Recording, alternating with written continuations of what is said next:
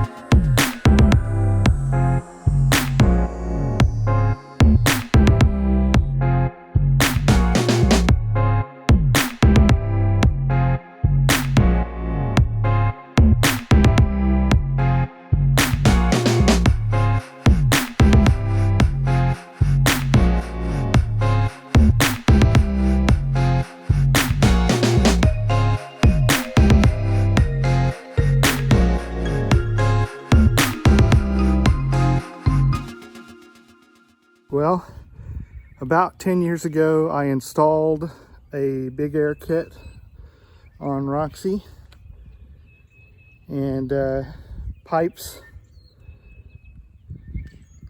and put on a Power Commander 5, got it tuned, everything. She's a beast.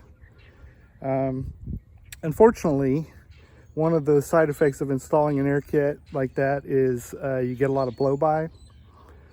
So I originally had the crankcase vent running from the vent, or from the crankcase, through the rubber hose and down the frame here, and I would just let it dump onto the ground because it wasn't a whole lot. But I got tired of seeing that, and you know, just seeing a small bit of oil there after every big ride. So I rerouted the hose, the crankcase vent hose, up toward the neck of the bike and put a little air filter on it, just to allow it to breathe, but it would run the oil up into the hose and then back down into the motor. At least that was the theory. Unfortunately, when I had the tank off and was doing the spark plugs for this spring maintenance, I noticed there was a lot of oil that had come out of the air hose. There shouldn't have been that much. It should not have been able to be forced all the way out to the end and spill out. So top of the motor, air filters, the neck underneath the tank, all that stuff was covered in oil, and it was kind of puddling up by the neck. So unfortunately, my girl is going to the shop. She's got to get a leak down test done and a compression test, and it's looking like she's going to need to have some motor work done. So for those that have asked, she's got 112,000 miles on her. People have asked, well, what kind of maintenance have you had to do? The only major stuff I've had to do is had to get the fuel pump replaced at like 50,000 miles. It's a known issue with the Yamaha Raider. The pump housing would crack under pressure and heat. And the Yamaha Raider has a sub tank.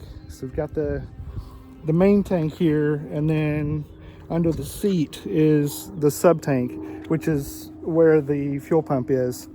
And if you run your bike low on fuel, like if you're running it to the light every time or even past the light, you're as that fuel level goes down in the sub tank, you're exposing the housing to the fuel pump.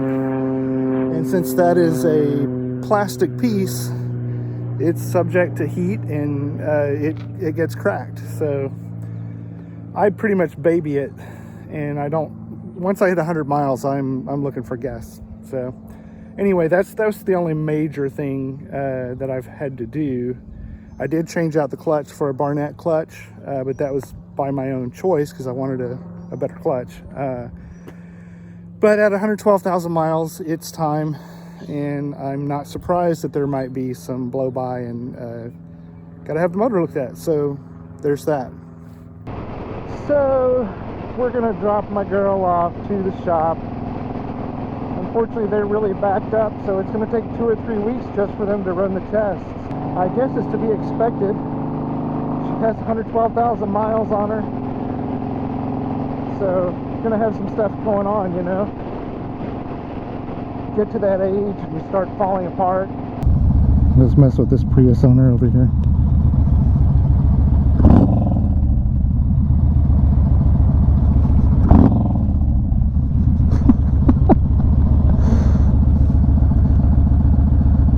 That would be the 11th letter. That's my wife. She's taking her little car to go pick me up at the shop when I drop the bike off.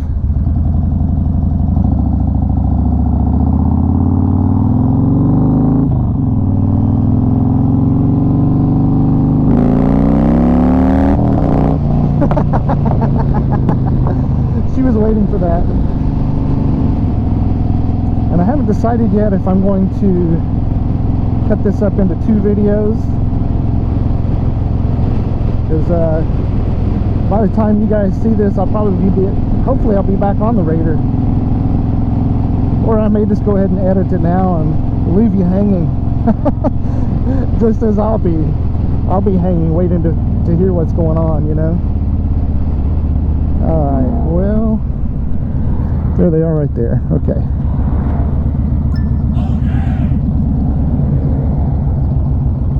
AB Power Sports. So apparently the owner of this place has had a shop for about 20 years or so, and he just relocated and opened this new shop.